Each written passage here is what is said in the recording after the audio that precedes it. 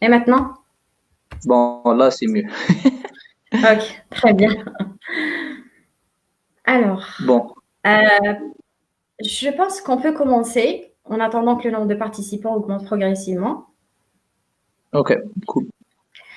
Ok, alors pour commencer, euh, alors, euh, comme première question, on va essayer vraiment d'aborder que les côtés biologiques et microbiologiques de SARS-CoV-2. Et quelles sont les particularités structurales et microbiologiques de ce virus comparé à d'autres virus de la même famille, c'est-à-dire des coronavirus? D'accord. Ben, en fait, le COVID-19 ressemble beaucoup au premier SARS dans le sens que les deux sont des virus ARN mono caténaires de polarité positive.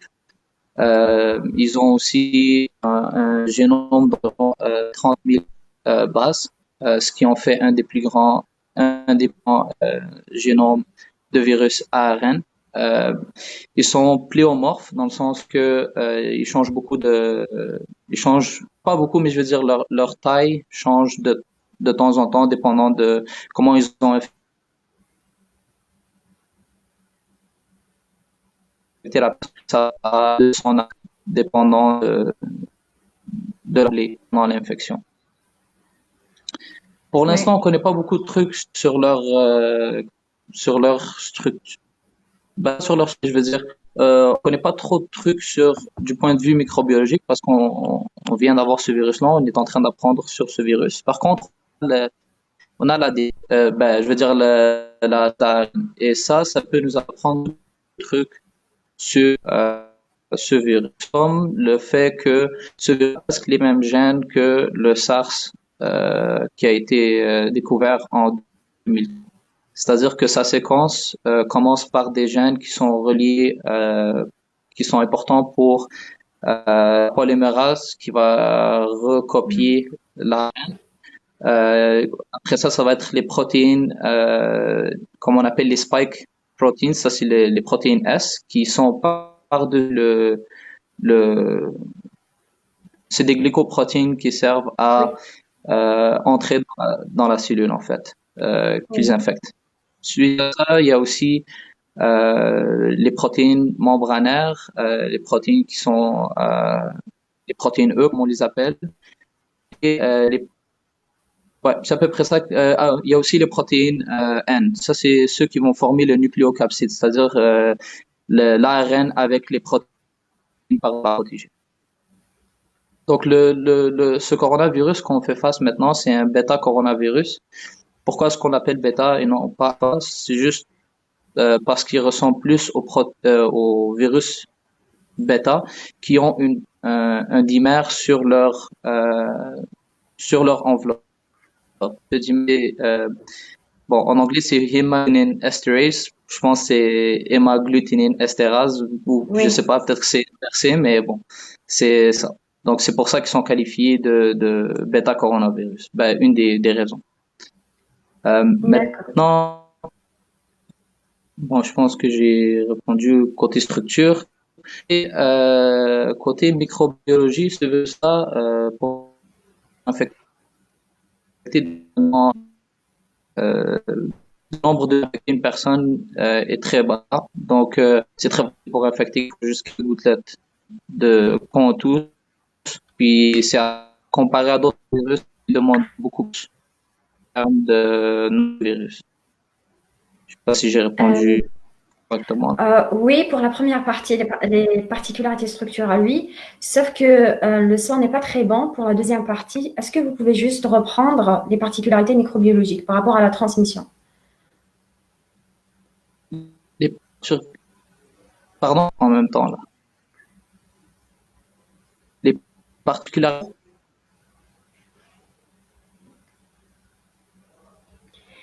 Euh, alors, dans les commentaires, on dit qu'on vous entend très mal.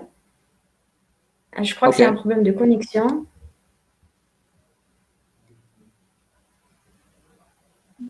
Bon. Euh, tu, attends, Donne-moi 2 secondes.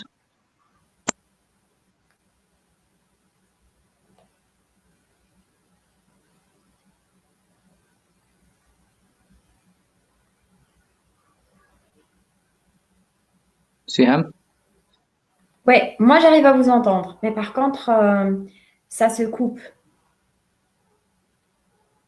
est-ce que tu m'entends? Ok, maintenant c'est bon. Maintenant, c'est bon? Ok, cool. Ouais.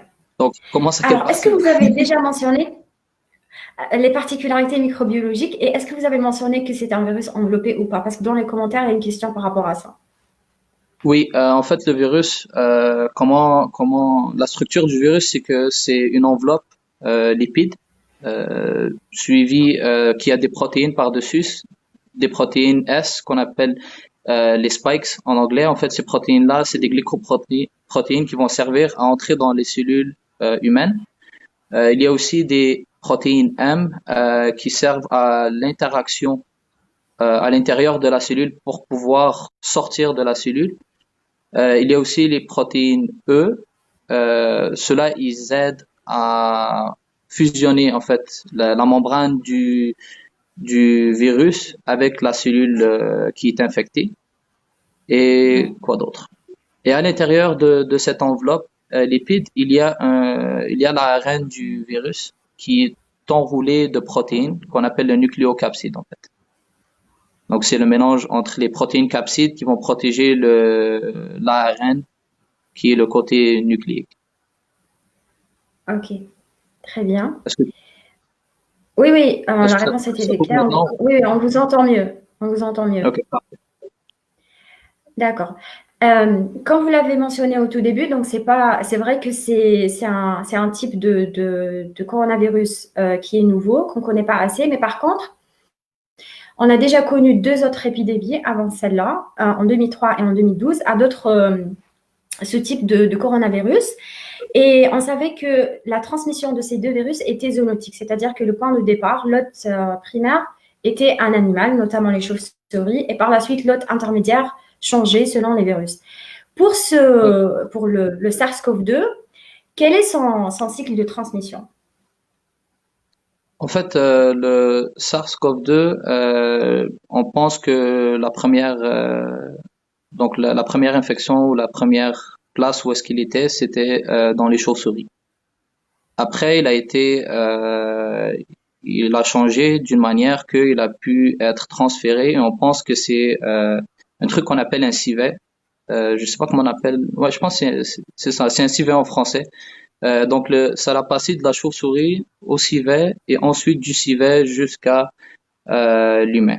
Bon, ce civet-là, il se trouvait dans le marché à Wuhan, où est-ce que ça a été découvert, ce nouveau virus. Est-ce que vous voulez que je rentre dans les détails pour ce qui se passe à l'intérieur du corps ou bien Euh, dans oui, le si vous sens que voulez, comment nous on très transmet, brièvement. dans le sens comment nous on le transmet à une autre personne ou bien ça l'a été couvert déjà. Ouais, ça a été assez détaillé, je pense. Mais par contre, il y a une question qui dit Ouais. un virus enveloppé qui se trouve au niveau des selles, quel risque contagieux lié à ça? Hmm, si on va penser à ça, Alors, bon c'est déjà, on peut penser les pro- que, ouais, allez-y. déjà, on peut penser un virus enveloppé est moins résistant qu'un virus nu dans le milieu extérieur. Et donc, c'est vrai que il va pas résister trop longtemps dans le milieu extérieur, mais reste que on ne sait pas justement, on ne sait pas pourquoi. D'ailleurs, il y aura une question par rapport à ça, le temps de survie de ce virus sur les différentes surfaces, mais on ne sait pas par quel mécanisme ce virus peut rester quand même un certain temps sur les surfaces, et donc il y aura une transmission orofécale manuportée. D'accord. Donc oui, il est contagieux, mais c'est vrai que ça peut être contradictoire avec le fait qu'il soit un virus enveloppé. D'accord, ouais, je comprends en fait, mais il faut, en fait, les probabilités que la transmission se fasse comme ça sont très basses. Euh, il faudrait en fait que la personne ne se lave pas bien, qu'elle lave pas ses mains et Exactement. qu'ensuite elle mette ses mains sur les parties muqueuses ou dans c'est presque impossible. Bon, s'il y a quelqu'un qui qui Ouais, s'est rendu là, en fait, je pense pas que c'est réaliste parce que l'environnement où est-ce que le virus se trouverait est trop nocif pour la structure du virus que il pourrait pas rester là. Donc, en fait, je pense qu'il va, ouais, je pense pas que c'est possible parce que le virus, en fait, il va être dans un environnement, c'est un environnement humide, c'est le seul truc qui pourrait le laisser vivre, disons. Par contre, il y a plein de trucs qui vont modifier sa structure, qui vont affecter l'enveloppe en tant que telle et qui vont la détruire, disons. Et donc, le virus ne sera plus infectieux. Donc, je suis pas sûr pour oui.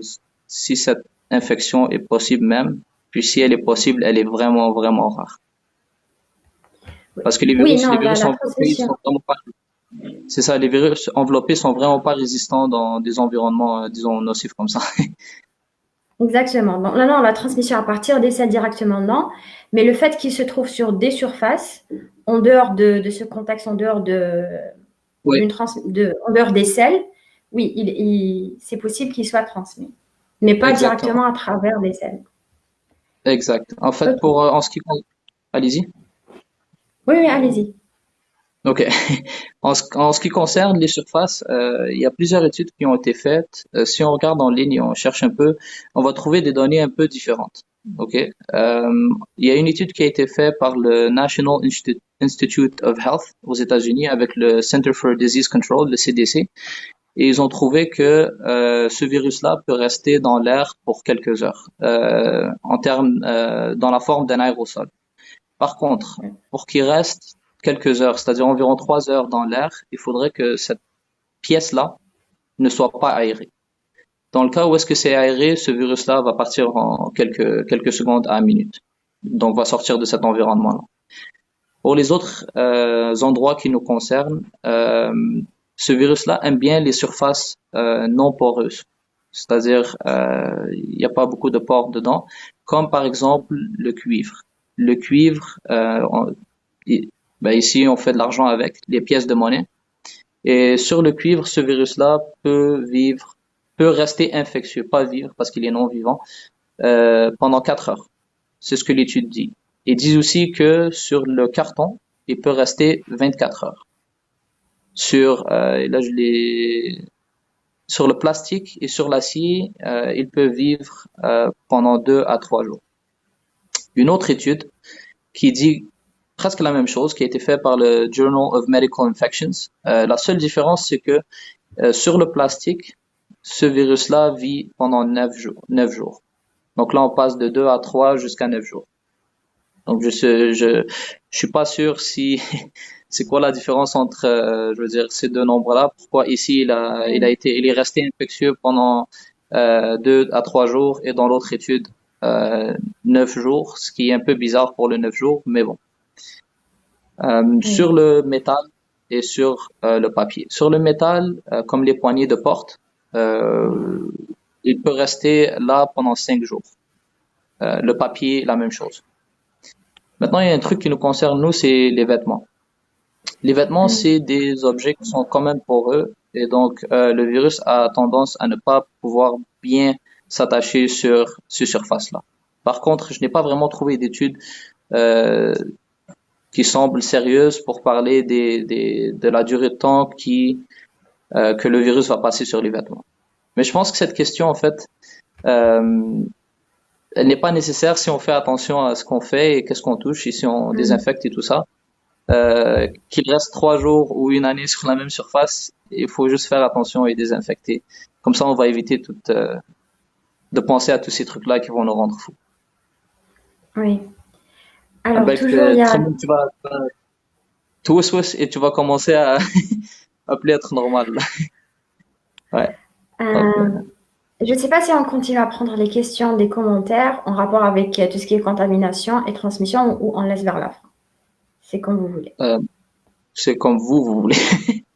Allez-y, Je crois on qu'on va va les prendre des prendre au questions. fur et à mesure. Ok, Ok. parfait. Alors, il y a une question, est-ce qu'il existe une contamination aérienne? Vous avez déjà dit qu'il peut rester un certain temps dans le bulle, sous forme dans une bulle, dans l'air. Exact. Aérosol, c'est-à-dire soit dans l'air, je pense pas tout seul, c'est plus dans une gouttelette d'eau ou dans. Il faut qu'il y ait de l'humidité, sinon il ne va pas Hmm. survivre. L'enveloppe Euh, va sâcher. It's gonna dry. Ça va sâcher. J'arrive oui, pas à dire ce mot. Ouais. d'accord.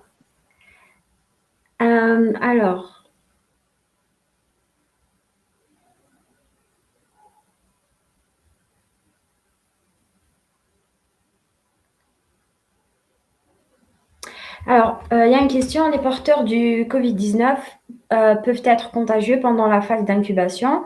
Ma question, comment est-ce possible en absence de symptômes, notamment la toux? En fait, chaque personne est un peu différente, dans le sens que il y a des personnes qui vont. Donc, en fait, l'infection, comment elle se passe? C'est que rapidement, c'est que le virus va rentrer dans les alvéoles et va directement s'attacher sur les pneumocytes de type 2. Et ces pneumocytes-là vont réaliser qu'ils ont été que un virus a pris contrôle de leur structure et vont le signaler au système immunitaire qui va basically tout détruire. Et quand il va tout détruire, en fait, les alvéoles vont se remplir d'un liquide qui a des débris cellulaires, des protéines, etc. Et donc, le temps que ça se passe, c'est différent entre chaque personne, tout dépendant de comment leur immunité réagit. Et c'est pour ça qu'il y a des gens qui n'ont pas de tout jusqu'aux 14 jours. Il y a des gens qui ont de la toux directement au deuxième jour, parce que leur système immunitaire va, va réagir à une vitesse différente, tout dépendant de à quel point ils sont en santé, tout dépendant de est-ce que c'est le même montant, c'est le même nombre de virus qu'ils ont. Donc l'infection initiale, si moi je tousse en ce moment, si vous êtes à 2 mètres, vous allez recevoir quelques virus. Donc ça va prendre plus de temps pour se rendre euh, au nombre de virus nécessaires pour nommer ça une infection, disons.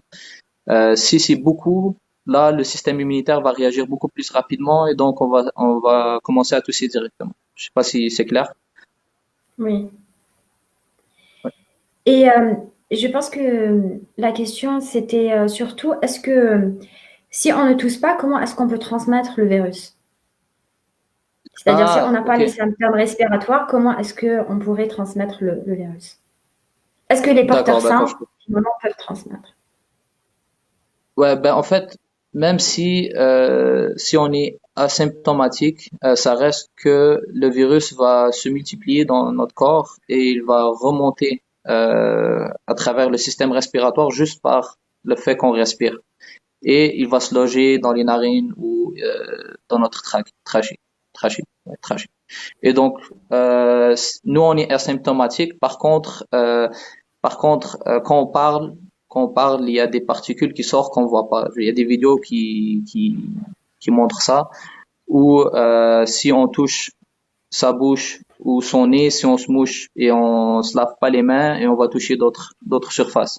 Donc le virus, il est présent, c'est juste que nous, on sent pas qu'il est là. Et Mhm. puis Mhm.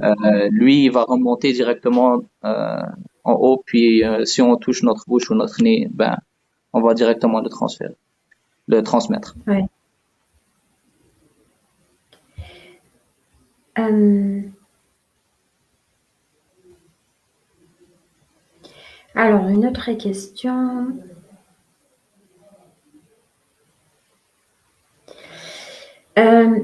Could you explain the mechanism of chloroquine, please? En anglais ou en français? Euh, Moi, je crois en okay, anglais, puisque la réponse a été posée en anglais. okay. So the way chloroquine works is actually by changing the pH. So one of the things that the chloroquine does is by changing the pH in the endosomes. And so the endosomes are these structures that are important for. So you have the virus coming here, you have the cell coming here, and the cell needs to take the virus in. And by taking it, it requires the endosome.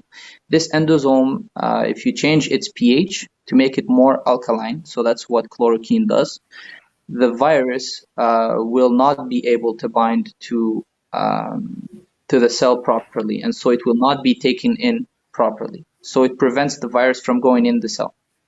The other effect that chloroquine does is that it's known to actually modulate the inflammatory response by playing with the levels of interleukins. And interleukins are important in generating the cytokine swarm. So basically, your body is just your immune system is hyperactive, and so you have the cytokine storm that just rushes in your body. This chloroquine is able to lower the levels of that cytokine swarm, which allows that way your lungs won't be filled with this fluid and you can breathe better. So it reduces a bit the immune response and it prevents the virus from going in. I hope that was clear. There's a better version of it called hydroxychloroquine, which is less dangerous for the human body.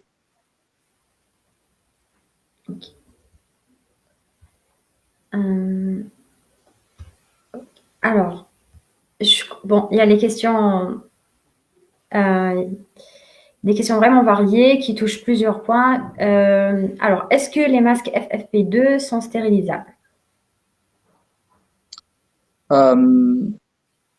Oui, il faudrait juste vous pouvez en fait, ce que j'ai vu et ce que le docteur a dit hier, parce que j'ai suivi le live, donc je vais utiliser son conseil, c'est que vous pouvez les réchauffer avec un séchoir et les laisser 8 heures, 8 heures sans les toucher et après les réutiliser. Mais par contre, je pense pas que ça serait une bonne idée. Je pense que le virus va vivre à des températures quand même hautes. Il va rester infectieux à des températures hautes. Maintenant, qu'est-ce qu'une température haute? À quel point est-ce qu'il peut se rendre? Ça, je suis pas sûr. Mais selon le docteur Zarwal, il dit que oui, vous pouvez le stériliser en utilisant un séchoir par-dessus le masque. Ouais. Mais il faut juste pas risquer en fait. Ne risquez pas, juste faites pas ça. Ouais. Ok. Alors, on continue les questions en attendant que les questions déjà préparées, en attendant que les autres questions se chargent. Alors, pour ce qui est de le temps de survie sur les différentes surfaces, je pense que vous avez déjà répondu à cette question. Après, il y a autre chose qui se fait actuellement. On voit qu'il y a beaucoup de laboratoires et beaucoup d'usines même qui se précipitent à fabriquer les gels désinfectants, les gels hydroalcooliques. Et c'est quelque chose qui commence à se faire même au niveau des laboratoires des différentes facultés, comme la faculté d'Alger ou même de Tizi Ouzou. Oui. Mais je voudrais profiter de cela pour surligner un point important, c'est que l'OMS recommande l'utilisation en premier lieu de l'eau et du savon avant l'utilisation des gels désinfectants. Et donc, à votre avis, pourquoi cette recommandation? Pourquoi c'est mieux d'utiliser l'eau et le savon en premier au lieu des gels désinfectants? En fait, il y a une phrase qui est très simple pour se rappeler de ça. Ça dit, on ne désinfecte pas une surface qui n'est pas propre.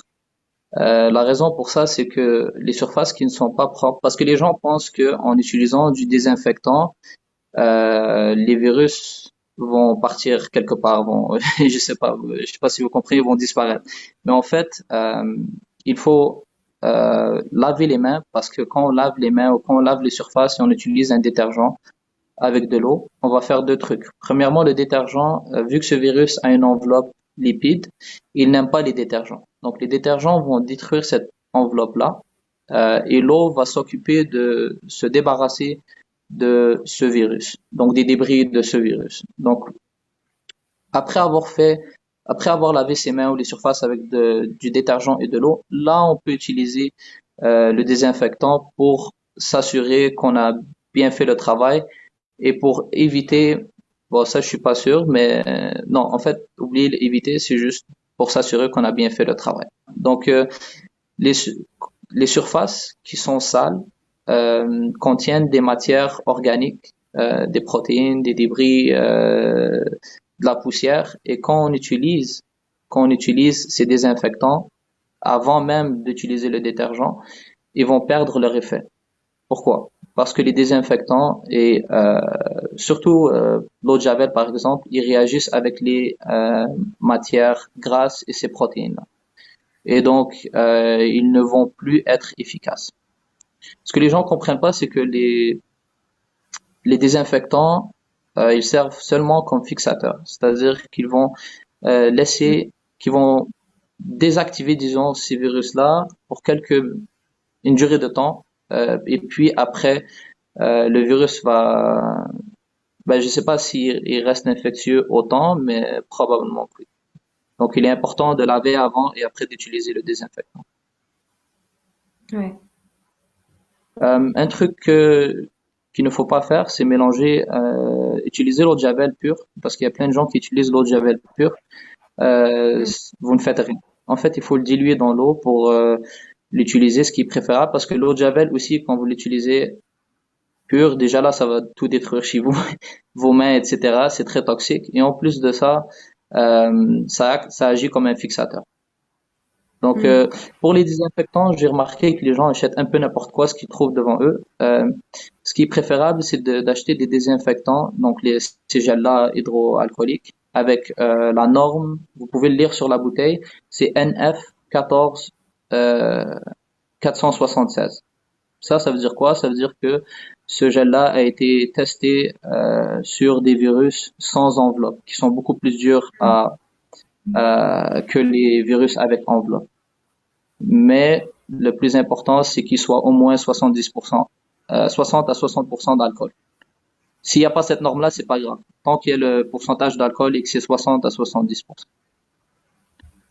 D'accord. Donc, je Alors, pense euh, une question des commentaires, c'est quoi l'immunité collective ou bien l'immunité de groupe? Et est-ce que ça pourrait être une bonne solution?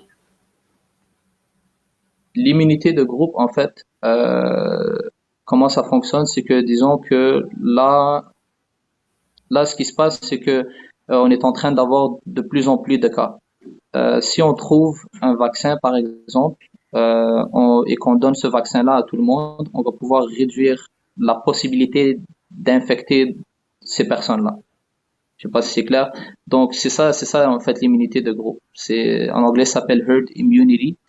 Donc si les gens tombent malades et après guérissent, ben, eux ils ne vont plus être affectés. Ben, oui ils vont être affectés par le virus, ils peuvent être réinfectés. On va revenir à ça, mais ça ne sera pas quelque chose de grave pour leur santé.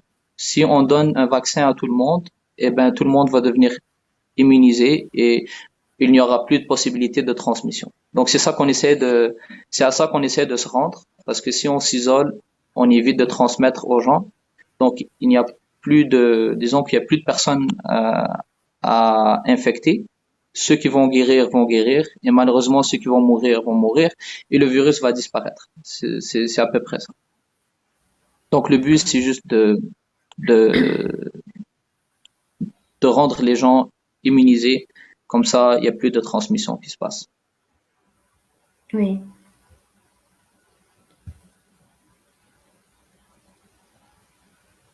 Donc, après guérison, serait-on immunisé?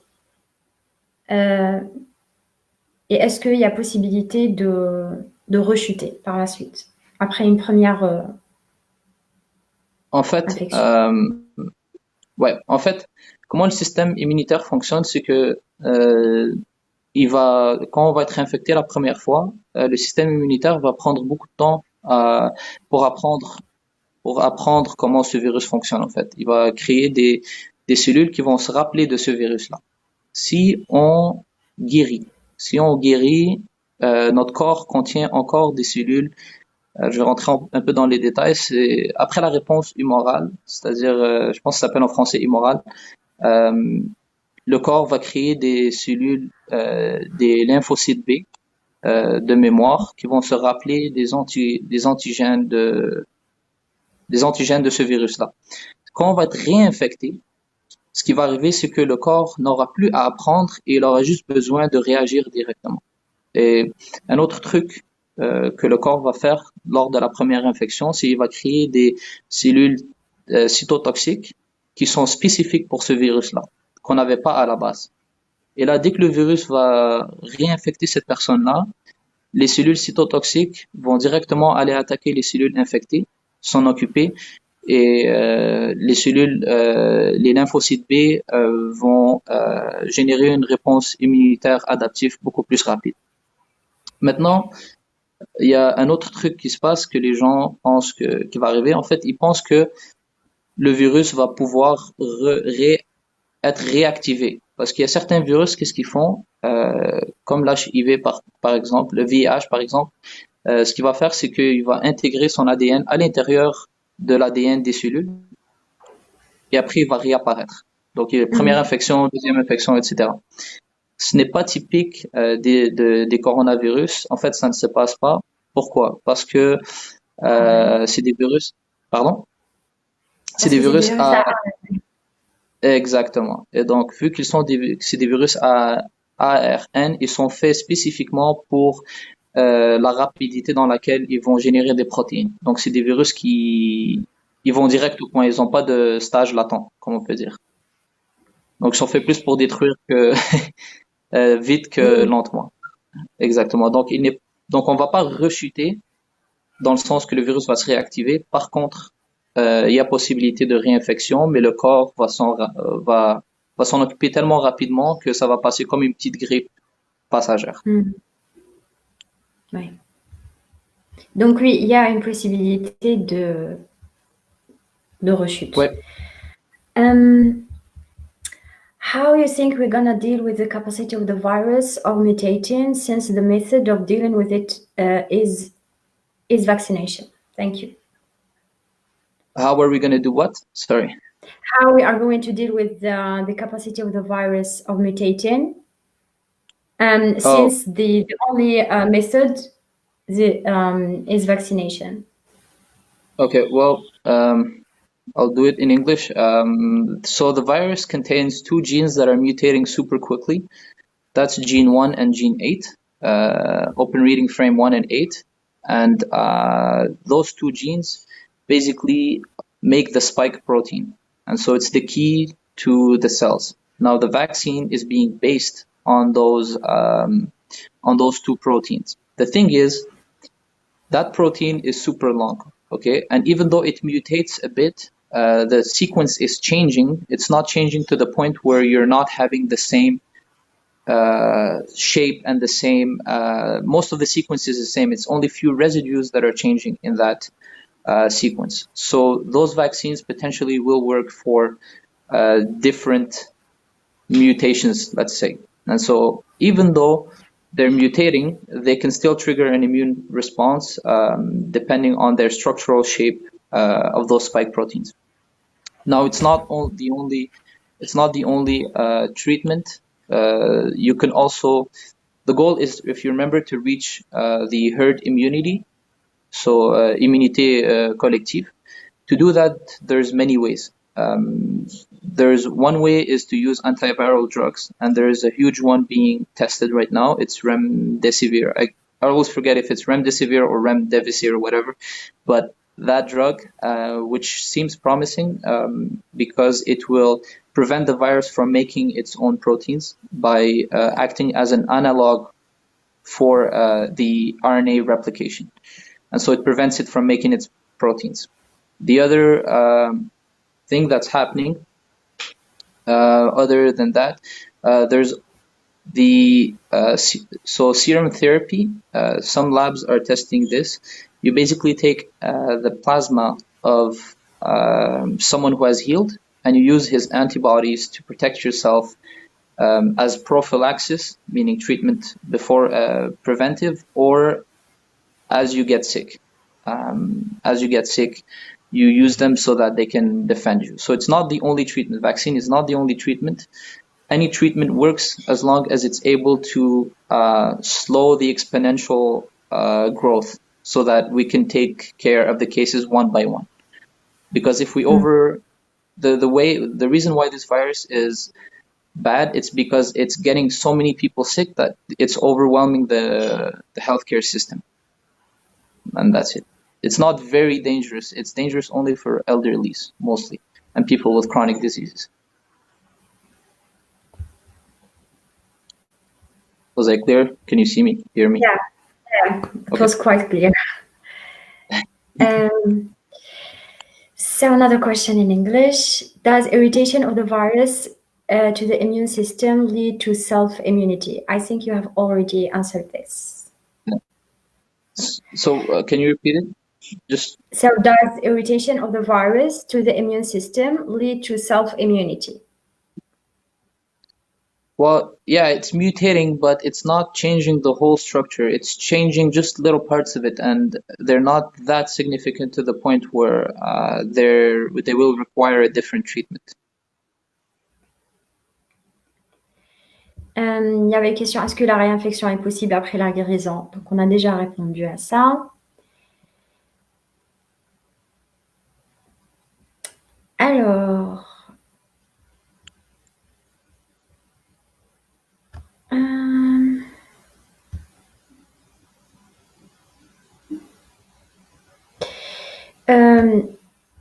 alors ça, c'est une question par rapport à la plaquenil, donc l'hydroxychloroquine. Est-ce que le plaquenil peut être utilisé comme traitement préventif? Donc, est-ce que l'hydroxychloroquine peut être utilisé comme traitement préventif? Bon, là, il y a deux côtés de l'histoire, disons, du plaquenil. C'est que les Chinois l'ont testé. Il y a une étude clinique sur 100 patients qui ont testé le chloroquine. Et ils disent que bon, ça donne des résultats positifs. Les gens guérissent directement. Et comment ils vérifient? Ben, disons, ça améliore l'état de santé. Ils vérifient par l'état des poumons, en fait, si leur respiration s'améliore, etc. Par contre, aux États-Unis, au début, ce qui s'est passé, c'est qu'ils disent que euh, les données ne sont pas assez, disons, ils ne sont pas assez fortes pour dire comme quoi que le chloroquine est bon pour combattre le COVID-19. Parce que la plupart de recherches précliniques a été fait sur des cellules in vitro. Et ça montre que c'est vrai, ça arrête la multiplication du virus, disons. Ça l'empêche d'infecter les cellules. Là, en ce moment, ce qui se passe, c'est que les gens sont en train de le tester en recherche clinique. Comme l'a dit hier le docteur Zarwan, il a dit que ils ont été je pense que je sais pas qui leur a dit, mais je pense que c'est le ministère de la Santé, j'imagine, qui leur a dit d'utiliser le chloroquine sur ces gens-là. Donc, dans le fond, évidemment, il faut leur demander leur consentement, etc. Mais ils le testent pour voir si ça va avoir un effet positif sur ces patients-là. Mon opinion à moi, je pense que c'est une bonne direction qui devrait être testée. Je pense que ça fonctionnerait. Là, est-ce que j'ai pas de données pour les Oui. recherches cliniques parce que ça vient de commencer, ils sont encore en train de recruter des patients. Il y a 6 études en ce moment, juste aux États-Unis.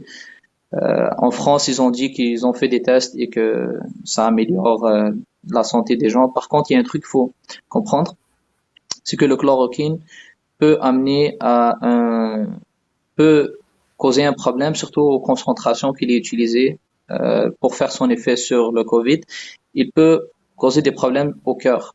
C'est-à-dire le cœur, quand il bat, il doit rebattre.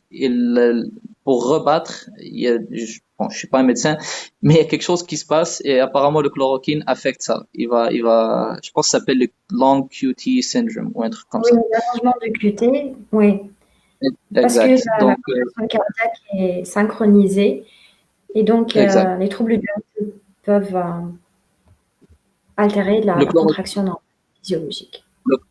La chloroquine en tant que telle est pas dangereuse, c'est juste les concentrations qu'on utilise. Il y a une meilleure option, c'est l'hydroxychloroquine au lieu du chloroquine de phosphate, qui montre de meilleurs résultats. Donc le CE, donc la concentration effective, est beaucoup plus basse que la chloroquine et la concentration cytotoxique est beaucoup plus haute que la chloroquine. Donc peut-être que ça serait une meilleure avenue à à vérifier. C'est ça qui est en train de se faire en recherche clinique.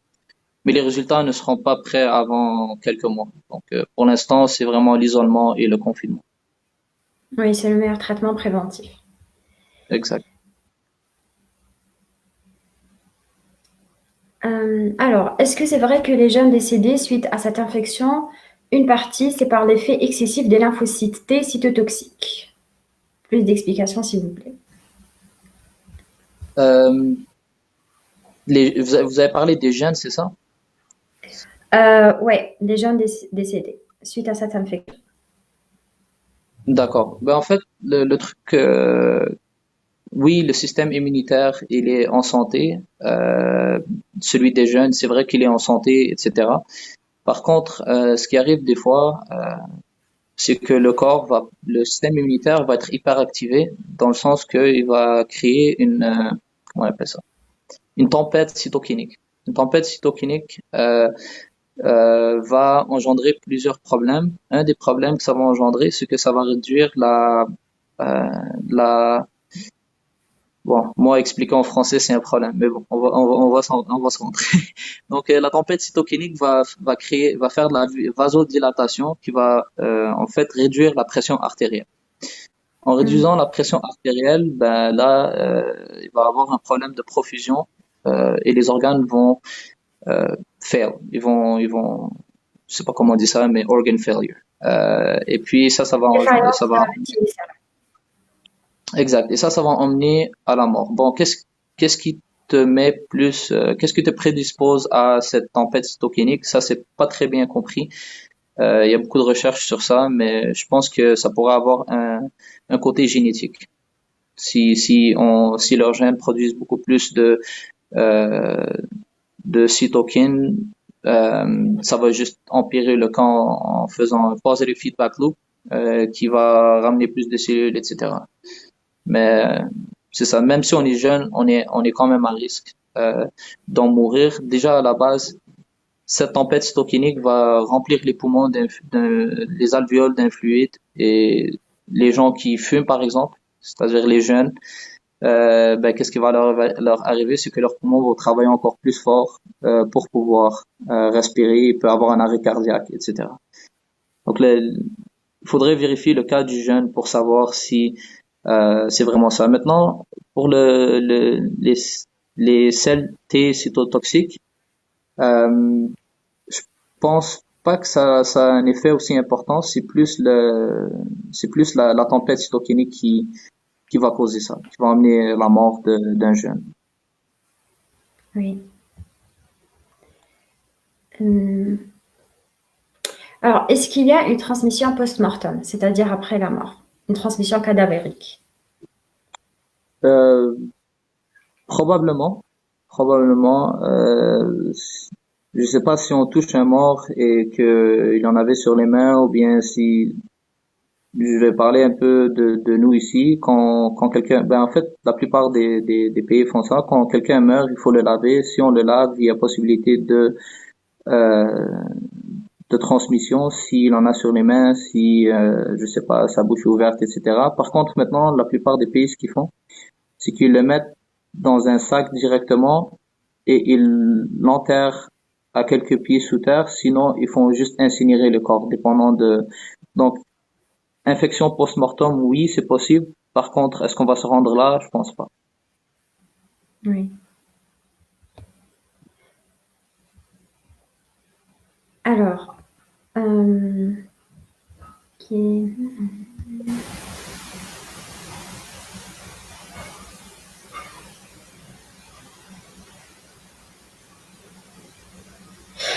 Alors, qu'est-ce que vous pensez concernant la campagne de vaccination contre la rougeole chez les adultes pour prévenir les formes graves de la maladie Covid-19 chez les adultes?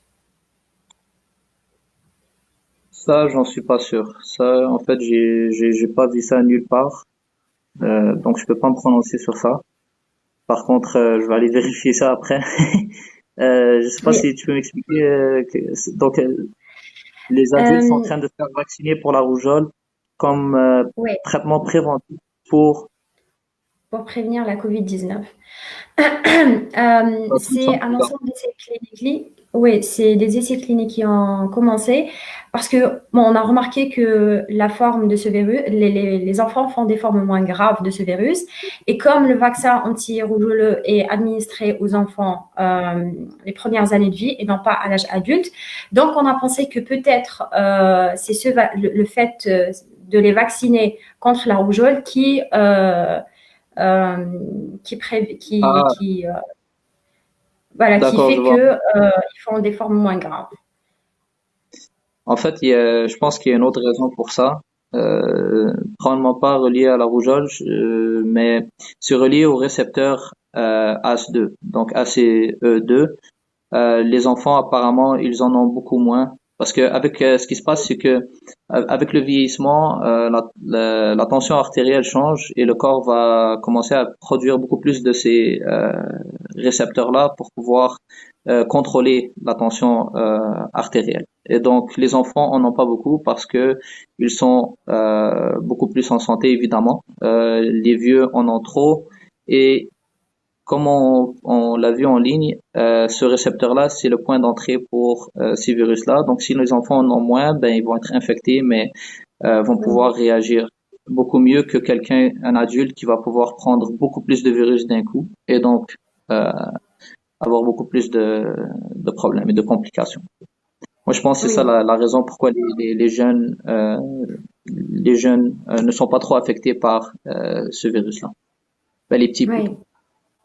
En fait, c'était juste pour expliquer pourquoi il y a des essais cliniques qui ont C'est ça, mais en euh, fait, je peux pas des trop me campagnes de prononcer sur vaccination la. contre la rougeole. Oui, C'est ça, ça je peux pas me prononcer. Je vois pas de raison pourquoi vraiment. oui. Euh,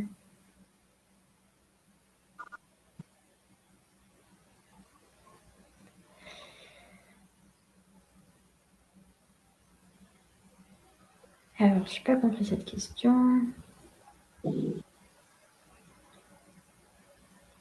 Alors, est-ce que la transfusion, le transport d'anticorps d'une personne déjà guérie serait une solution contre le virus? Donc, la sérothérapie. Euh, En fait, oui, c'est une très bonne solution. C'est ce qui se passe en ce moment, c'est qu'il y a plusieurs compagnies qui sont en train d'essayer de voir est-ce que ça fonctionnerait ou pas.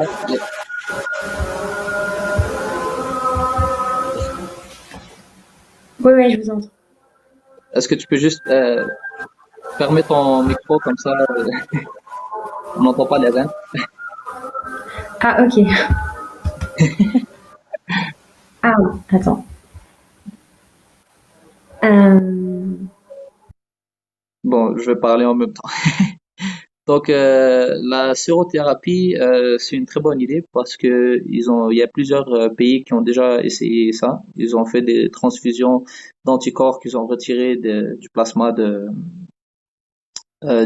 des gens qui ont guéri. Ces anticorps-là, quand ils vont être transfusionnés, je sais pas c'est quoi le mot, mais transfused, ils vont générer une réaction du système immunitaire qui va s'occuper de ce virus-là et des cellules infectées. Comme si quelqu'un aurait déjà été infecté par ce virus-là, puis il aurait guéri. C'est à peu près la même chose.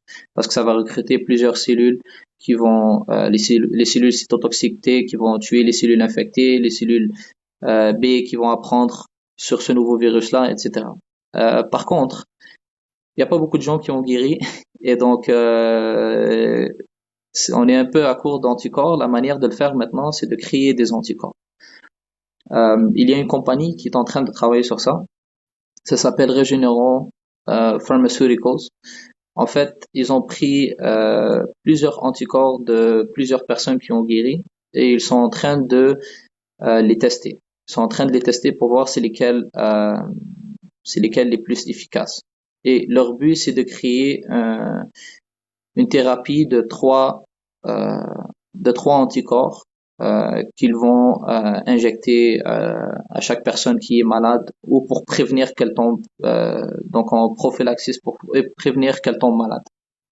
Il y a une autre compagnie, c'est Takeda, qui est un géant pharmaceutique du Japon. Eux, ils sont en train de tester un anticorps qu'ils ont appelé TAC, 666 ou 888, un truc comme ça.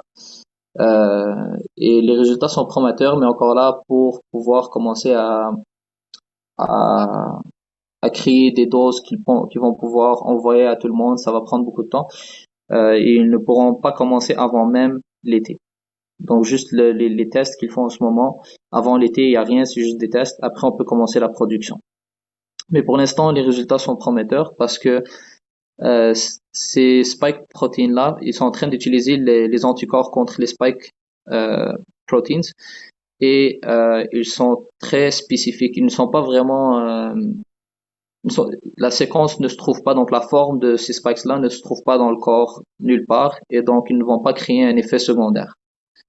Maintenant, il reste à fabriquer ces anticorps et les utiliser. Donc ça Oui. devrait se faire dans les quelques mois prochains.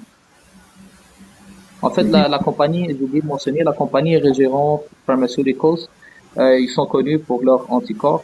Quand le Ebola est sorti, c'est les premiers qui sont mis là-dessus et c'est les premiers qui ont créé des anticorps thérapeutiques. Et ils ont guéri du personnel de santé qui était infecté par le Ebola. Oui. Donc, je pense qu'ils ont de bonnes chances à réussir cette nouvelle thérapie. Oui.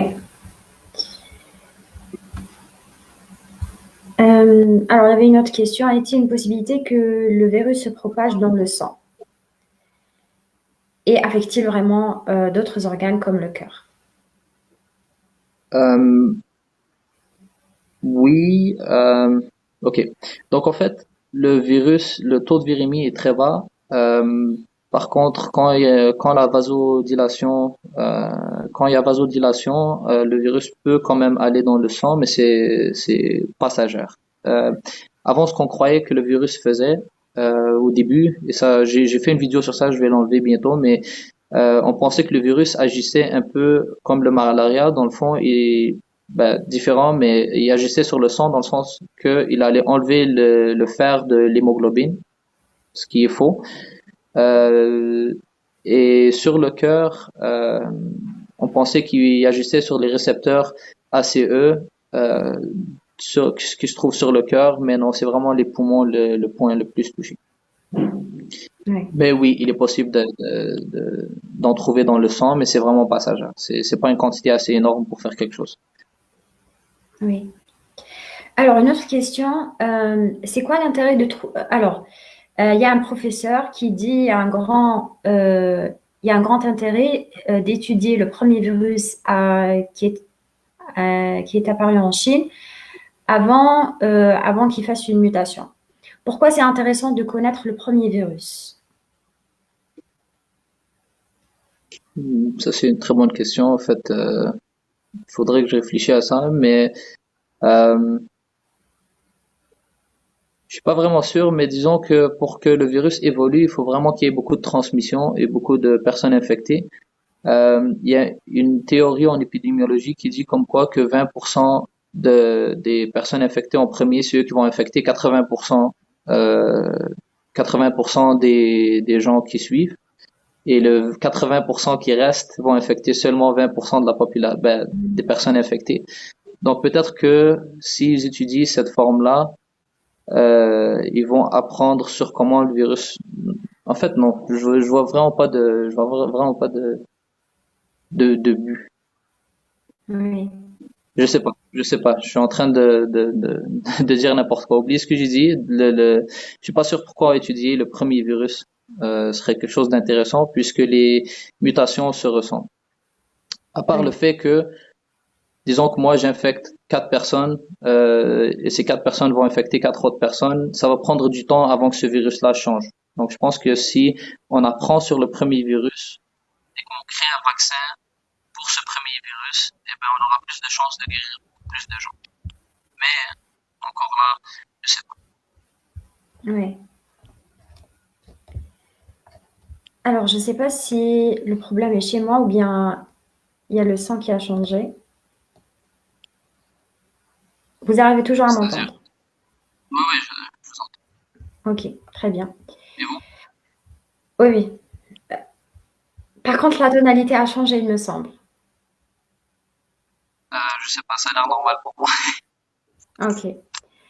Euh, alors, en attendant que d'autres questions se chargent, on reprend les questions déjà préparées. Alors, ouais, si on parle un petit peu du volet thérapeutique, donc comme vous l'avez déjà mentionné, la porte d'entrée principale du virus est à travers les récepteurs ACE2, donc c'est l'enzyme de conversion de l'angiotensine 2. Et on voit très bien qu'il y a beaucoup d'essais cliniques qui se pensent surtout tout ce qui est hydroxychloroquine, chloroquine et les antirétroviraux. Mais est-ce que il y a des essais cliniques qui étudient en fait la possibilité de fabriquer des molécules qui ciblent les ACE2?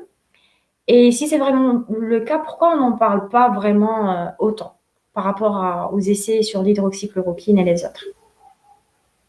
En fait, les molécules qui vont bloquer le AC2, ACE2, donc l'ACE2, existent déjà, ils sont utilisés pour réduire la pression artérielle. Donc, on les donne à des personnes qui sont hypertendues, on les donne pour des personnes qui ont des problèmes de reins chroniques, on les donne à quoi d'autre? On les donne à des personnes qui ont le diabète, etc. Donc, ces, ces médicaments-là, disons, ou ces molécules-là existent déjà. Pourquoi est-ce qu'on ne les utilise pas pour traiter le COVID-19? Dans le fond, si le virus arrive pour se coller au récepteur AS2, ben, s'il trouve quelque chose déjà là, il ne pourra plus se coller et donc on va prévenir l'infection. Par contre, si on bloque ce récepteur-là, ce qui va arriver, c'est que la cellule va faire plus de récepteurs. La cellule est intelligente, elle va faire plus de récepteurs. Et là, on se retrouve avec un autre problème. On donne beaucoup plus de portes à ce virus-là pour qu'il puisse entrer dans nos cellules. Donc, c'est quelque chose de mauvais à faire. Il y a aussi d'autres molécules qui existent. C'est des inhibiteurs de cette enzyme-là, de angiotensin enzyme inhibitors. Cette enzyme-là, qu'est-ce qu'elle va faire? Elle va convertir l'angiotensine 1 à angiotensine 2. Et ça va faire des changements dans le corps. Dans le fond, ça va agir comme vasoconstrictor. Donc, ça va augmenter la pression artérielle. Ok. Donc, si on attaque cette enzyme-là, eh ben, on se retrouve avec le même problème. C'est que euh, le corps va premièrement faire plus de récepteurs et deux, on joue avec la pression artérielle, ce qui est problématique. C'est ce qui explique pourquoi les vieux sont beaucoup plus affectés. Parce que ce virus-là, en plus d'avoir des problèmes de tension artérielle, ce virus-là va se coller sur le récepteur et donc faire la même chose, c'est-à-dire transformer l'angiotensine en angiotensine 2 et augmenter la pression artérielle encore plus. Et après, ben, avec le développement, ben, les, les, les personnes âgées vont avoir des problèmes cardiaques. Ben, Euh, ça veut dire ouais. quoi? Oui, vas-y.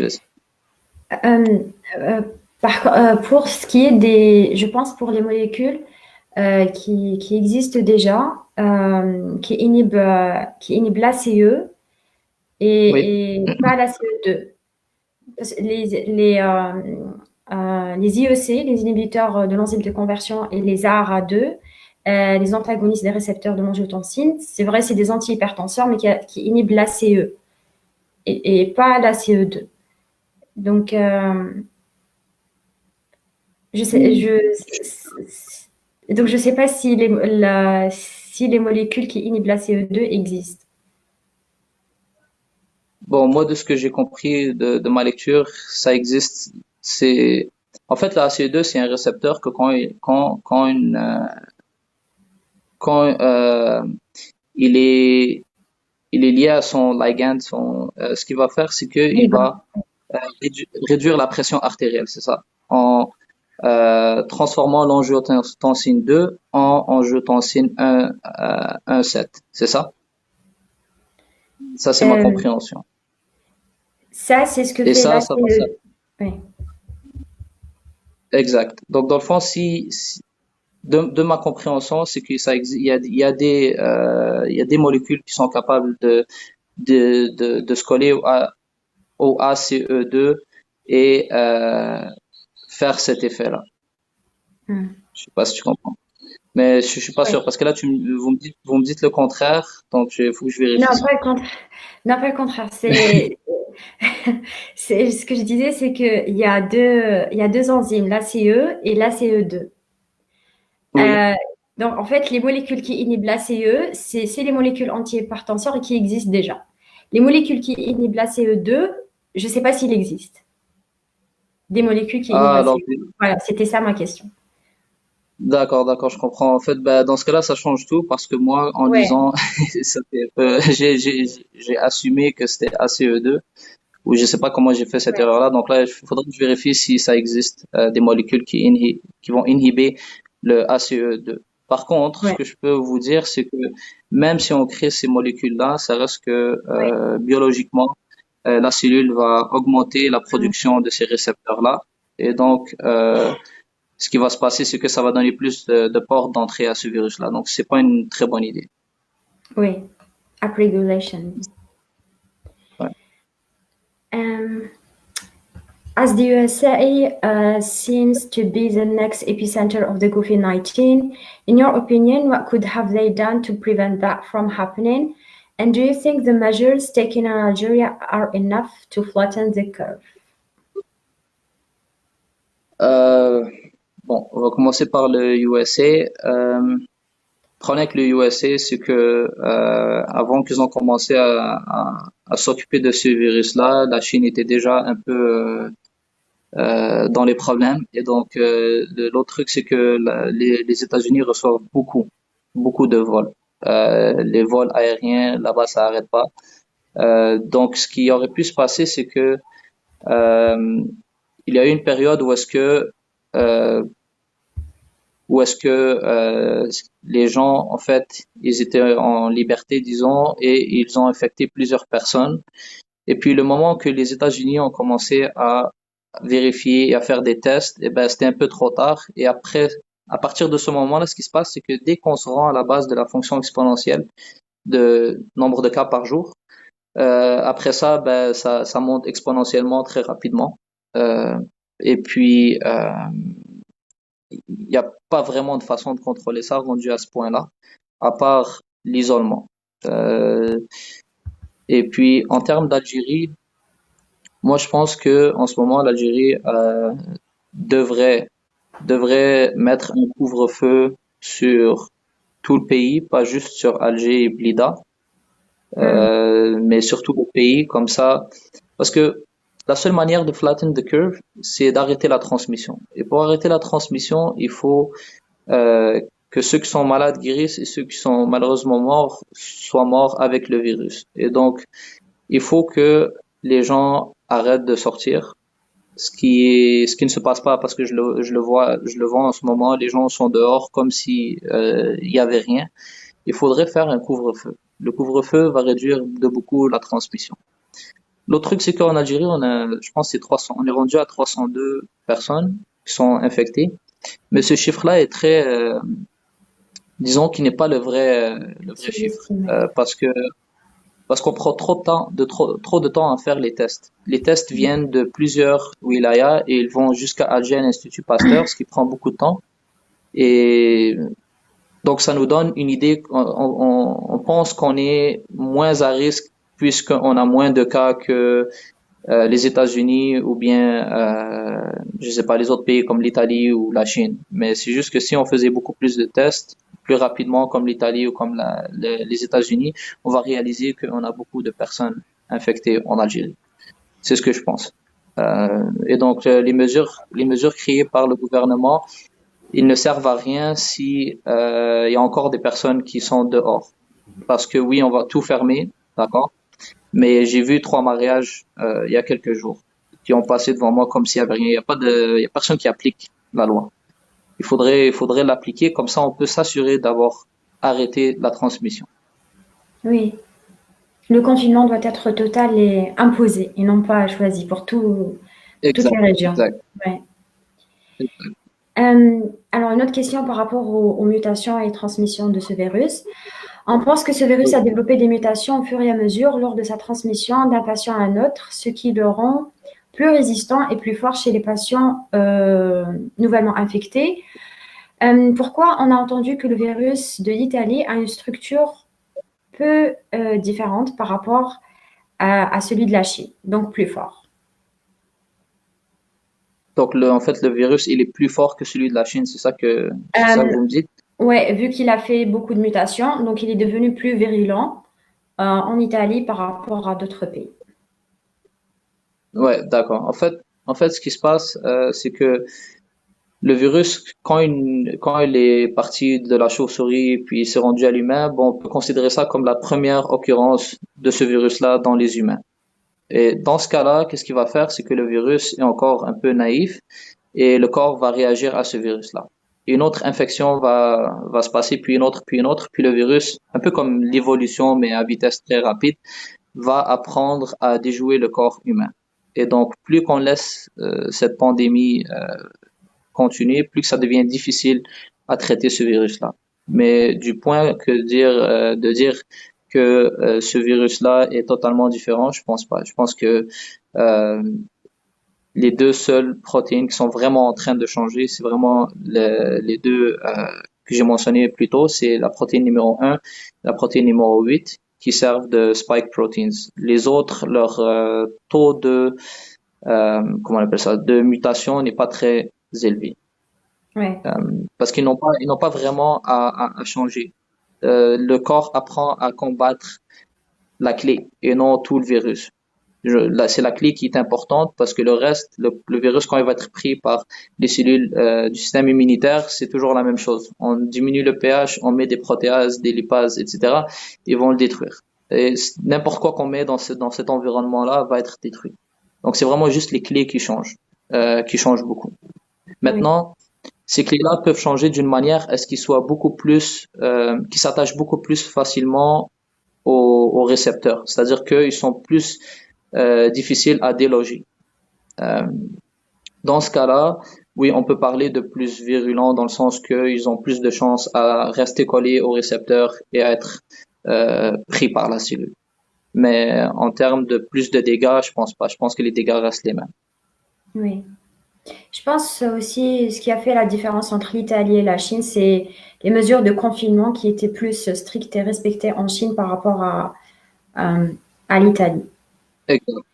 Exact. En Et fait, aussi le ce qui moment s'est où passé en d'accord imposé aussi le confinement. Exact. En fait, l'Italie, ce qui s'est passé, c'est qu'ils ont un peu pas pris le truc au Oui, sérieux, jusqu'au point où est-ce que ça a commencé à faire des dégâts, des ravages vraiment, et c'est là qu'ils ont commencé à imposer des trucs sur leur population. Tandis que la Chine, ils sont habitués avec ces épidémies. En 2003, il y a eu le SARS de 2003, la première version. Ils ont déjà eu un peu de, comment dire, un entraînement avec ces virus-là. Et puis, directement, à partir de là, ben, maintenant, ils ont réagi rapidement à ce nouveau virus-là. oui. Alors, est-ce que c'est vrai qu'une infection guérie engendre-t-elle une immunité préventive? Bon, je pense qu'on a déjà répondu à cette question. Euh, alors, est-ce que la rencontre MERS-SARS-CoV-2 est possible? Ouais, j'ai pas La compris la question. rencontre, en fait, bon, probablement qu'il y a encore des traces de ces virus-là. Par contre, l'OMS a déclaré en 2004 qu'il y a plus de SARS dans le monde.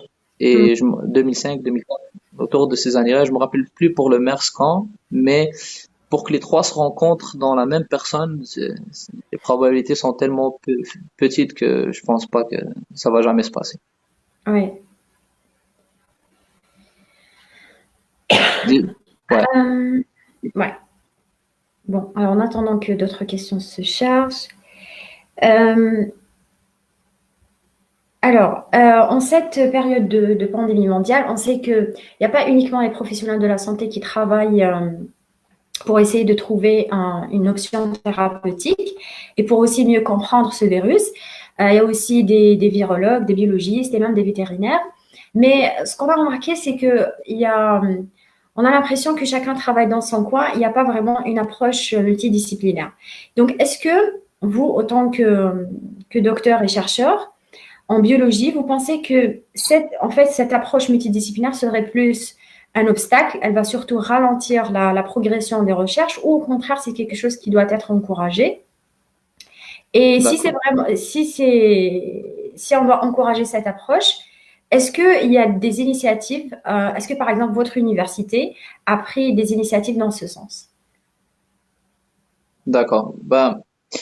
Euh, juste pour vous faire réaliser un peu c'est quoi qui se passe, c'est que imaginez vous trouvez le médicament pour le Covid-19. Premièrement, vous allez être milliardaire. Deuxièmement, vous allez avoir probablement le prix Nobel.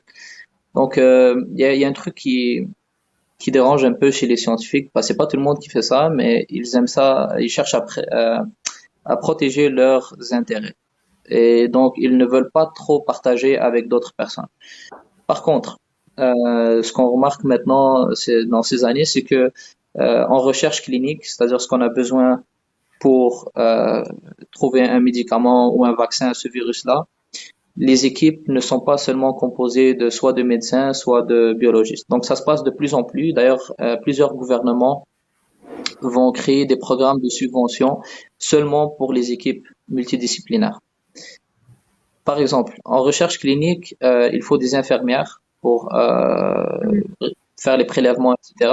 Il faut les médecins pour surveiller l'état du patient ou de la personne qui a pris soit le médicament, soit le placebo.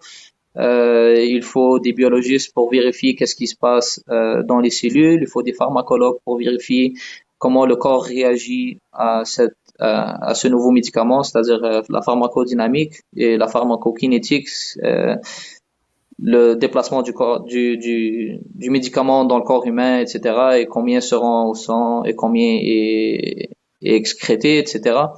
Donc là, dans le temps où est-ce qu'on vit maintenant, la plupart des projets sont multidisciplinaires. C'est impossible de faire le travail tout seul. Par contre, il y a encore des gens qui cherchent à protéger leurs intérêts et veulent travailler tout seuls, mais disons que ces projets-là ne se rendent pas trop loin. Euh, Maintenant, pour moi. Moi, en ce moment, je suis venu ici en Algérie en vacances et donc je suis arrivé ici, je suis resté quelques mois et puis là je suis pris, je peux plus retourner au Canada à cause des aéroports et tout ça. Donc en ce moment, je travaille pas sur aucun projet. En termes de mon université, au Canada, il n'y a pas beaucoup de laboratoires de niveau 3, donc biohazard niveau 3 et un seul de niveau 4. Et donc, malheureusement, mon université en a pas, mais je suis pas mal sûr qu'il y a des professeurs qui sont en train de faire des collaborations ici et là pour travailler sur ce virus-là. Ouais. Je sais que le gouvernement canadien, il a financé environ 49 projets de recherche sur le COVID-19 dans les quelques jours passés. Donc, c'est actif, mais pas à mon université. Ouais. Euh, Alors oui, il y avait aussi une autre question qui a été posée, c'est par rapport à la contagiosité du virus. Alors, on sait que le nombre de reproductions de base du SARS-CoV-2 est pratiquement identique à celui du SARS-CoV de 2003. Mais au jour d'aujourd'hui, il y a environ 414 000 personnes qui sont infectées par le SARS-CoV-2 en 2020, Ouais. comparé à uniquement 8 000 personnes en 2003. Alors, avant de répondre à cette question, est-ce que vous pouvez d'abord nous expliquer qu'est-ce qu'est le nombre de reproductions de base? Oui, en fait, le Basic Reproduction Number ou le Basic Reproduction Ratio, c'est juste un nombre qui explique, qui parle du nombre de personnes qu'une personne moyenne contagieuse va infecter. Euh, et ce nombre-là est spécifique non au virus, mais il prend en compte aussi l'environnement dans lequel le virus se trouve.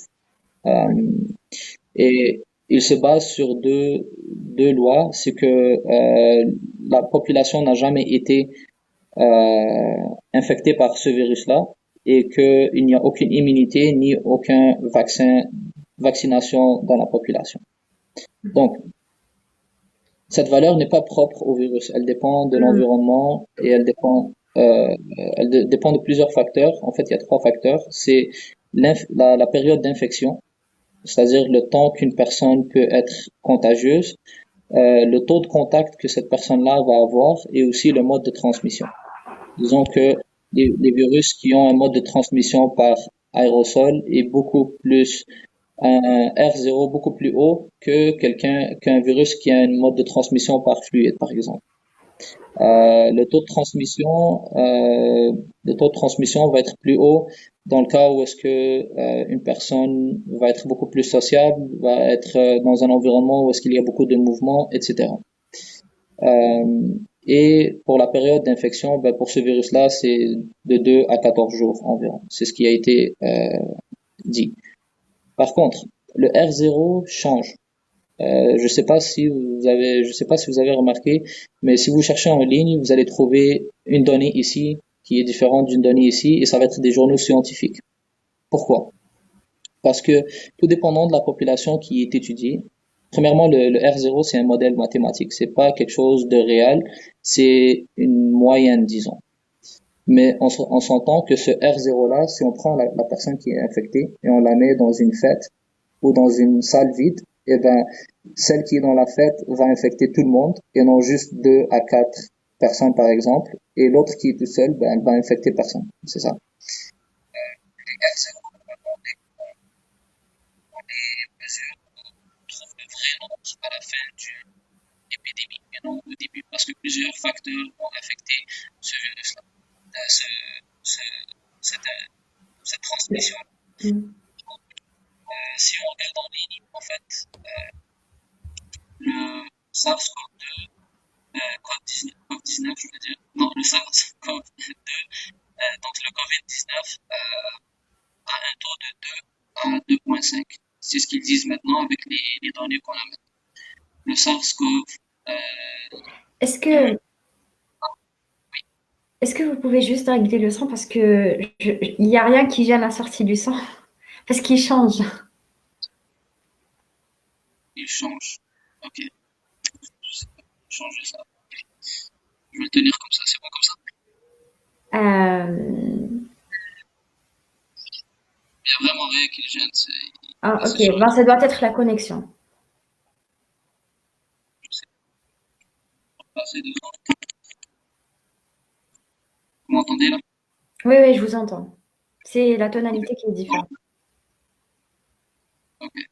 Donc, je continue à expliquer. Donc, le SARS-CoV-1 a R0 de 2 à 4 et non de 3, comme vous l'avez dit. Le SARS-CoV-2 a un R0 de 2 à 2,5. Par contre, il faut comprendre que le SARS-CoV-1, son R0 a été calculé à la fin de l'épidémie. Mm. Celui du SARS-CoV-2 a été calculé à la fin de l'épidémie. Et les scientifiques se sont posé la question pourquoi est-ce que un virus, un virus vraiment similaire, comme vous l'avez, comme dans votre question, aurait différents nombres d'infections. Et il y a une étude qui a été faite par le NIH, donc le National Institute of Health, qui dit que le virus auquel on fait face maintenant peut être transmissible asymptomatiquement. Par contre, l'autre, non. Ça, c'est de ce que j'ai lu. Et euh, donc le, le nombre de personnes infectées va être beaucoup plus grand pour celui qui est asymptomatique parce que, en fait, je vais clarifier, le SARS-CoV-1, quand il est arrivé, quand il a été détecté, la manière de savoir si quelqu'un était malade, c'était premièrement par les symptômes et après on faisait les tests. Donc, si tu n'as pas de symptômes, tu n'es pas infecté, disons. Parce que le temps entre être asymptomatique, entre être infecté et avoir des symptômes était très très petit. Et la Chine a pris des mesures radicales rapidement et ils ont pu contrôler la transmission de ce virus-là. pour le SARS-CoV-2, c'est arrivé au pire moment de l'année. C'est là où est-ce qu'il y avait des événements pour l'année lunaire. C'est une fête c'est comme le nouvel an chinois, disons. Et en plus de ça, c'est arrivé à Wuhan, dans une ville qui est très achalandée de 11 millions de personnes, et c'est une des villes qui reçoit le plus de trafic aérien dans le monde.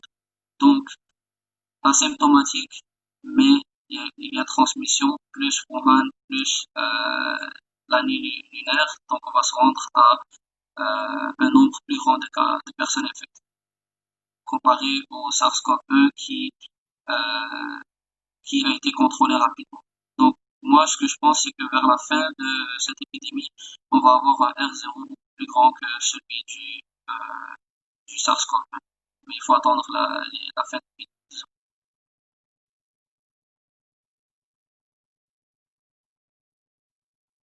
Voilà.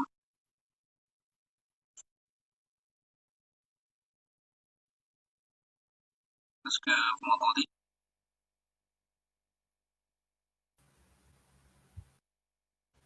Ouais, j'arrive à vous entendre. J'étais en muet.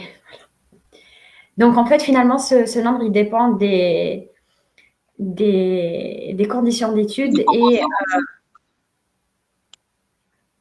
il dépend pas vraiment juste du virus. Il dépend de ouais, l'environnement et de beaucoup de facteurs et on ne peut pas savoir qui est infecté qui pour le SARS-CoV-2 parce qu'on peut infecter des gens asymptomatiquement. Et donc, quand on calcule une des variables qui est le taux de transmission, le taux de contact, eh bien évidemment c'est faux. Cette valeur-là est fausse. ouais, je vois. Alors, il y a une question, votre avis sur le fait que ce virus est fabriqué in vitro? Euh, J'aime pas trop les théories de conspiration. Euh, En tant que scientifique, on regarde l'ADN du virus. Je préfère travailler avec, je veux dire, l'ARN du virus. Et si on la compare, donc si on fait des tests un peu bioinformatiques dessus, on réalise qu'il n'y a pas vraiment, la région qu'on dit qu'elle est synthétique n'est pas vraiment synthétique. On peut la trouver dans plusieurs places, dans plusieurs virus, disons. C'est pas un virus, mais vraiment c'est une séquence qui est présente dans les coronavirus. Donc ce n'est pas vraiment quelque chose d'inventé. C'est plus quelque chose qui est arrivé par, disons, évolution, si on peut dire. Le virus va changer à travers le temps. Comme par exemple en ce moment, on a un virus SARS-CoV-1, le SARS-CoV-2 qui change, qui a deux protéines qui changent. Est-ce qu'on est en train de dire que c'est un nouveau virus? Non. Par Mmh, contre, il est en train de changer avec le temps. Si on lui donne 17 années, 17 années pendant lesquelles il est en train d'infecter plusieurs chauves-souris, eh ben, on va se rendre à un nouveau virus qui est un peu différent. Même il est similaire au SARS-CoV-1, mais il est un peu différent. Donc, moi, je pense que c'est juste l'évolution, pardon, oui, qui a créé ce nouveau virus-là. oui. Hem, alors, je crois que nous arrivons à la fin. Il reste une dernière question. Alors, depuis tout à l'heure, on répète que c'est pas vraiment la première épidémie causée par les coronavirus, mais il y a euh, l'épidémie de 2003 et l'épidémie de 2012, causées par, c'est vrai, ce sont des virus différents, mais c'est toujours la même famille. À votre avis, autant que docteur et chercheur, quelles, quelles sont les erreurs qui ont été commises dans le sens où on n'arrive toujours pas à prévenir ou être prêt pour faire face aux épidémies causées par la même famille de virus, qui sont les coronavirus. Et qu'est-ce qu'on pourrait faire dans le futur pour prévenir que le scénario de 2020 se reproduise? En fait, ce qui se passe en ce moment, c'est que nous, les humains, on a tendance à, quand quelque chose nous arrive, et puis bon, la chose, elle n'est plus là, ben, on oublie tout ce qu'on avait prévu de faire. C'est-à-dire quand on se dit, bon, moi, je ne vais plus dépenser ici, et je ne vais plus dépenser ici pour garder mon argent, dès que on a l'argent, on oublie tous ces calculs-là. Mais c'est un peu la même chose avec ce qui s'est passé avec ces épidémies. C'est que on a eu des épidémies, on a appris de ces épidémies et après on les a comme oubliées un peu. Par contre, ces épidémies-là qui sont passées n'étaient pas aussi néfastes que celles qu'on a maintenant en termes de nombre de cas. Et probablement que ça va monter encore plus, il y aura beaucoup plus de morts. Je pense qu'on est déjà en train d'apprendre quoi faire dans le futur. C'est-à-dire que le gouvernement est en train de changer sa manière de fonctionner, il est en train d'imposer des couvre-feux, il est en train de demander de l'argent au Fonds international pour pouvoir acheter des équipements de protection, pour acheter les trucs qu'on a besoin pour faire des tests, le test qui est fait par RT-PCR, donc PCR en temps réel. Donc, je pense que pour le futur, ce qu'il faudrait faire, c'est que le gouvernement devrait former une équipe de personnes qui s'occupent juste des épidémies. Comme ça, eux, ils vont être chargés d'étudier l'épidémie et de la détecter avant que ça se passe. Et c'est un peu bizarre de dire la détecter avant que ça se passe. Mais il y a des équipes de recherche en ce moment qui sont en train de développer des manières, des sensors, des biosensors qui sont capables de détecter des nouvelles espèces dans la nature. C'est un peu futuristique, fou, oui, mais ça existe. On devrait peut-être investir dans ces projets-là. Quoi d'autre? Là, l'Algérie, elle se retrouve, par exemple, à demander de l'argent au Fonds international pour pouvoir s'acheter des équipements. Pourquoi pas garder de l'argent de côté en cas d'urgence, aussi acheter du matériel en trop, disons, faire des warehouses remplis juste de matériel dans le cas où est-ce qu'on aurait besoin de masques, etc. À part ça, je pense qu'on va apprendre par nous-mêmes. On est soumis à un test et on est en train d'apprendre comment réagir à ce test-là. Mais en sortant de cette épidémie, Inch'Allah, ce qui va se passer, c'est que on va apprendre à comment se comporter, comment être propre, comment ne pas transmettre les virus, et on va avoir une nouvelle culture, disons, au sein de la population qui va empêcher une épidémie future. Oui. Donc, ça, c'est ce que je pense. Oui, je suis d'accord. Je crois que les deux plus grandes leçons que nous allons retenir, c'est des mesures hygiène très strictes et aussi investir beaucoup plus dans la recherche qu'autre chose. Je crois que nous arrivons à la fin. Merci beaucoup, docteur Matkol Younes, d'avoir répondu à notre invitation et pour toutes ces réponses. Et on se dit à la prochaine. Merci à vous. Merci.